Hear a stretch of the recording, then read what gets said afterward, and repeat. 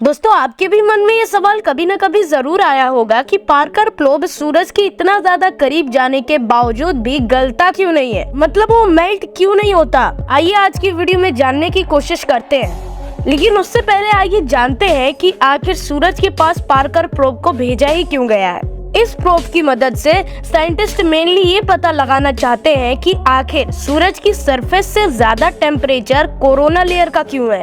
मतलब सूरज की actual surface का टेम्परेचर 5500 डिग्री सेल्सियस का है और इससे लाखों किलोमीटर दूर पर मौजूद कोरोना लेयर का टेम्परेचर 5 लाख डिग्री सेल्सियस का है। अब इसका तो सीधा सीधा मतलब ये हो गया कि आप आग से दूर जाओ और आपको गर्मी ज्यादा लगने लगे। और 90s से लेकर 2023 तक साइंटिस्ट यही पता लगाने की कोशिश कर रहे हैं, हालांकि इस पर अभी भी रिसर्च जारी है। और आइए अब उस सवाल के बारे में जानते हैं। दोस्तों, जैसा कि हम सबको पता है कि आयरन भी 1500 डिग्री सेल्सियस के तापमान पर मेल्ट हो जाता है। यहाँ तक डायमंड भी ओवरहीट होने के बाद अपनी फॉर्म को ही चेंज कर लेता है। बट आखिर पार्कर प्रोब में ऐसा क्या खास है कि वो मेल्ट हो ही नहीं रहा है। दरअसल इसका जो सामने वाला हिस्सा है, जो कि हमेशा ही सूरज को फेस करता है, उसको कार्बन फोम से बनाया गया है। अब ये कोई नॉर्मल फोम नहीं है, ये अंदर से 97% तक एम्प्टी है, जो कि इसे और भी ज्यादा इफेक्टिव बना देती है, जिसे कार्बन और ग्रेफाइट कार्बोनाइट से भी बनाया गया है। इसके बाद इस पर कार्बन और कार्बन कॉम्पोजिट की एक लेयर भी चलाई गई है, जिसे ग्रेफाइट और रेजिन से मिलकर बनाया गया है। और इन दोनों के मिक्सचर को शील्ड के दोनों तरफ लगाकर इसे ओवरहीट किया गया है, जिसकी वजह से पार्कर प्रोब की जो शील्ड है आगे वाली, उसको प्योरेस्ट कार्बन का फोम मिल जाता है। और जैसा कि हम सबको पता है कि कार्बन की हीट कंडक्टिविटी बहुत ज्यादा अच्छी होती है।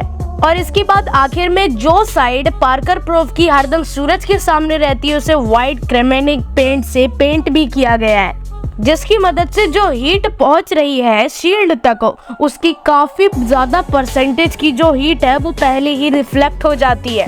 और इसके बाद भी एक बहुत बड़ा सवाल बचता है कि अगर पार्कर प्रोब की max heat conductivity 2500 degree Celsius है, उसके बाद ये भी मेल्ट हो जाएगा, तो ये उतने ज्यादा टेम्परेचर को कैसे फेस कर रहा है। दरअसल इसका आंसर हमें थर्मोडायनामिक्स के लॉ से मिल जाता है। देखिए, हीट को भी ट्रेवल करने में पार्टिकल्स की जरूरत पड़ती है। जहाँ जितने ज्यादा पार्टिकल्स वहाँ उतनी ज्यादा हीट, जहाँ जितने कम पार्टिकल्स वहाँ उतनी कम हीट।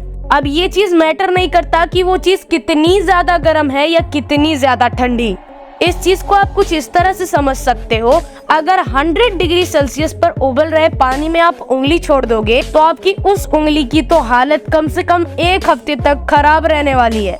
लेकिन वहीं अगर आप ओवन में, जहां पर टेम्परेचर 300 डिग्री सेल्सियस तक का होता है, उसमें तुरंत ही हाथ डालकर निकाल लोगे तो शायद आपको एहसास भी ना हो कि आपने उतने ज्यादा टेम्परेचर पर अपना हाथ डाला था। अब ऐसा इसीलिए होता है क्योंकि पानी में आपने सीधा अपना हाथ डाला तो हीट आपके उंगली तक ज्यादा जल्दी पहुंच पाए, उसे पार्टिकल्स मिले ताकि वो ट्रेवल कर सके। लेकिन ओवन में पार्टिकल्स कम होते हैं, ऊपर से प्रोटेक्टिंग शील्ड की तरह वो ग्लव भी होता है। उसी तरह स्पेस में भी पार्टिकल्स बहुत कम है, जिसकी वजह से साइंटिस्टों का कहना है कि जो पार्कर प्रोब के सामने वाली साइड है, उस पर टेम्परेचर 5 लाख डिग्री सेल्सियस का नहीं होता, बल्कि सिर्फ 1200 डिग्री सेल्सियस का होता है। वहीं जो पार्ट पार्कर प्रोब का कभी भी सामना नहीं करता सूरज का, उसका टेम्परेचर तो माइनस में रहता है। ऐसा इसीलिए क्योंकि स्पेस में इतने ज्यादा पार्टिकल्स मौजूद नहीं है।